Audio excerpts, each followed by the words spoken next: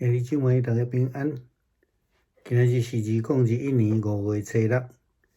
今仔日的经文是诗篇98篇，以赛亚书49章第5节到第6节，使徒行传第10章第1节到34节。今日要甲大家三角分享的主题是上帝的罗卜。应该先对安尼讲啦吼。真正的朋友袂对你要求，也是对我要求讲咱的工作爱甲因报告，爱互因审核啦吼。只有头家啦吼，也就是讲基督徒来讲呢，只有上帝有权知影咱所做的，甚至上帝有权互咱工作的方向，就是咱咧讲的呼召。咱来看以赛亚先知伊安怎来告别伊家己。伊伫经文安尼讲，伫我出世以前，上主已经指派我做伊的罗卜。我要带倒伊的百姓雅各，带回四散伫逐所在以色列百姓。上帝赏赐我阳光，上帝是我力量的来源。上帝对我讲，我的罗卜啊，我予你一项真重要的任务，就是要爱你伫复兴雅各甲各支派，来带以色列的百姓子孙。我要阁予你成做万国的光，予我的救恩普及甲天下。上帝伫伊出世以前就已经指派伊成做上帝的罗卜，要带领上帝的百姓来归回，就好敢亲像摩西带领以色列人出埃及，上帝甲指派来进入伫应允之地共款。所有上帝的罗卜，拢着爱顺服上帝的指示甲呼召。摩西捌想讲要来提示，但是迄却毋是上帝的旨意。以赛亚先知也是一位非常忠心的罗卜，是上帝所欢喜的罗卜。上帝予伊一个真重要的任务，就是伫以赛亚出世之前，上帝就已经指派伊。使徒行传第10章第1节到34节，咱所看见的记载，彼得所领受的任务，这是新的呼召，新的使命。虽然这个使命拍破着犹太教的传统，但是这是上帝的旨意。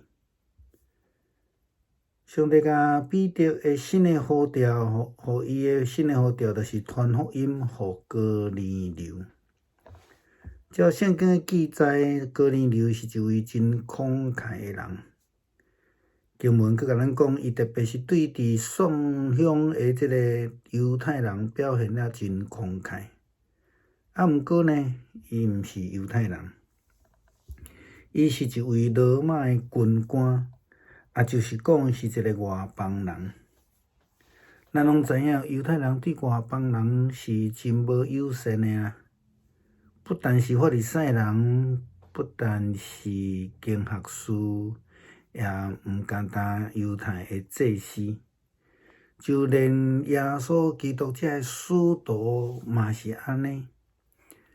外邦的福音的问题，伫初代教会成做一个真重要、真有纷争的一个问题之一。外邦人是毋是会通得到基督的福音呢？伫迄个当时有真侪的讨论。使徒行传安尼来讲到哥尼流这个人，伊讲该撒利亚有一个人名叫做哥尼流。伊是罗马的军官，意大利营的军官吼。伊是一个虔诚人，伊甲伊的一家拢敬畏上帝，常常慷慨，真济送乡的犹太人，佮时常着心向上帝来祈祷。不但是安尼啦吼，圣经安尼记载，上帝还佫互哥尼流伫异象的中间去看见上帝的使者。不但是因为哥尼流是一个真爱做好事的人，佫较重要，其实毋是做好事，也毋是伊有钱，也毋是伊有官位，是因为伊追求上帝的救恩，因为伊上帝来祈祷。天使安尼甲哥尼流讲，上帝已经听见你的祈祷，也看见你所做的真济。现在你要派人到约帕去，邀请迄个名叫做西门彼得的来。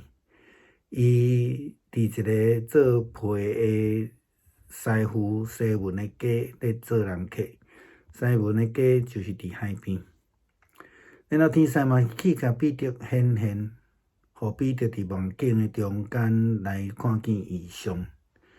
起初彼得伫即个梦境的中间来拒绝食遐个天顶咧飞的即个精生甲走兽。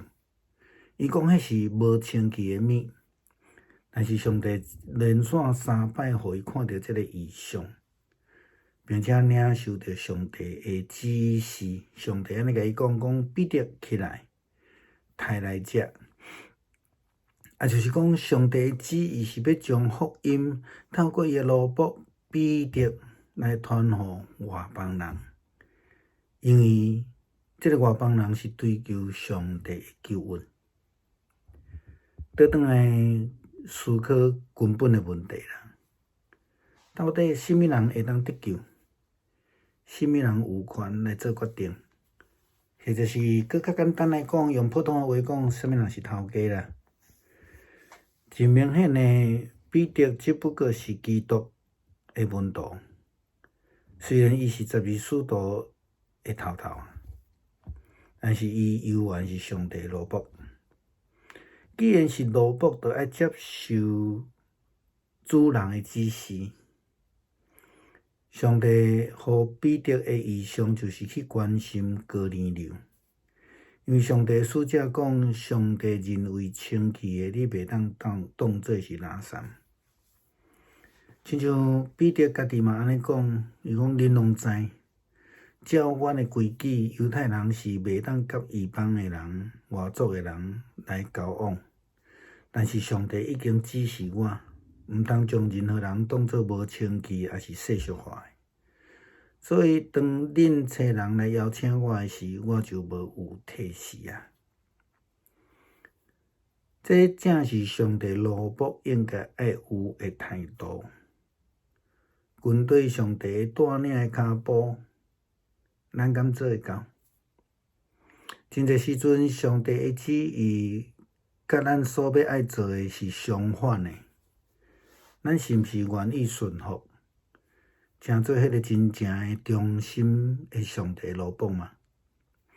或者是咱犹原照家己的想法，甲坚持家己的感觉，要甲上帝对抗呢？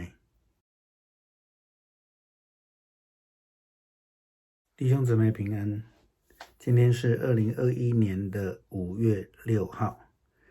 今天的经文是诗篇98篇。以赛亚书49章第5节到第6节，使徒行传第10章第1节到34节。今天的主题是上帝的仆人。真正的朋友，他不会去要求你我在工作上要向他们交代或是有审核权，只有老板。那么对基督徒而言，只有上帝有权知道我们所做的，甚至他有权给我们工作的方向跟指示。以赛亚先知这样说道：在我出生以前，上主已经指派我做他的仆人，我要领回他的子民雅各，领回四散各地的以色列人民。上主赐给我光荣，上帝是我力量的来源。上帝是对我说：“我的仆人啊，我给你一项重要的任务，我要你复兴雅各，的各支族，领回以色列的子孙。我还要你成为万国之光，使我的救恩普及天下。记得普及天下哈。上帝在他出生以前就已经指派以赛亚成为上帝的仆人了，要带领上帝的子民归回，正如同摩西他领受了上帝的呼召指派，带领以色列人出埃及，然后呢要进入应许之地一样。其实所有的上帝的仆人都要顺服上帝的指示跟呼召。摩西曾经想要推辞，但是终究那不是上帝的旨意。以赛亚先知其实也是一位非常忠心的仆人，是上帝所喜悦的仆人。上帝给他一个非常重要的任务，而且是在以赛亚他出生之前，上帝就已经指派他了。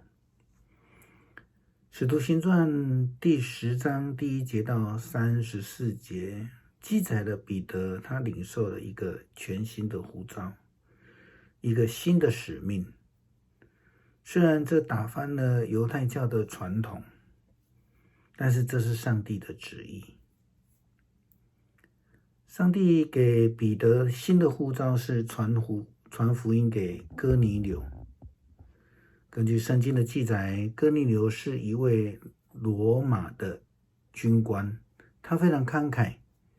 经文也告诉我们，他特别是对那些贫穷的犹太人非常非常的慷慨。可是他不是犹太人，是一位罗马的军官，也就是我们所说的外邦人。我们也都知道，犹太人对外邦人原本就是很不友善的。不但法利赛人、经学士，也不只是犹太的祭司们。其实我们如果看到使徒行传，我们也知道耶稣基督的使徒们也是如此，非常排斥外邦人。外邦的福音曾经在初代教会里面，俨然就成了教会发展里面最大的问题之一，除了异端之外。外邦人是否可以得到基督的福音呢？这值得我们思考的。当然这个有一些根本的问题了使徒行传这样提到哥尼流这个人，他说撒迦利亚有一个人名叫哥尼流，是罗马军意大利营的军官。他是一个虔诚的人，他跟他的一家人都敬畏上帝，常常慷慨周济贫穷的犹太人，又时常热心向上帝祷告。不但如此，我们看到上帝还让哥尼流在异象当中看见上帝的使者。不但是因为哥尼流他是一位做好事的人，他跟人的关系很好，那更重要的是他是非常热忱的追求上帝的救恩，因为圣经告诉我们他向上帝祷告。天使这样告诉哥尼流，他说上帝已经听见了你的祷告，也看见你所做的周记，现在你要派人到约帕去，邀请那个名叫西门彼得的人来，他在一个皮革匠西门家里做客，西门的家就在海边。然后天使就去向彼得显现，让彼得在梦境当中看见异象。起初彼得还在梦境当中拒绝吃那个所谓的飞禽走兽，他说这是不洁之物。但是上帝一连3次让他看到这个异象，并且让他领受了上帝的指令。他说彼得起来宰了吃。也就是说，上帝的旨意要将福音透过他的仆人彼得传给哥尼流一样的外邦人。因为他追求上帝的救恩，他向上帝祷告。那我们要回到根本的问题了，那到底谁可以得救？谁有权决定？我们可以用一个比较简单或是明白的一个说法说啊，谁是老板啊？很显然的，彼得只不过是基督的门徒，虽然他是12使徒之首，但是他仍然是上帝的仆人。既然是上帝的仆人，就必须领受上帝的指令。上帝给彼得的意向是去关心哥尼流，因为上帝的使者说，上帝认为洁净的你不可以当作污秽。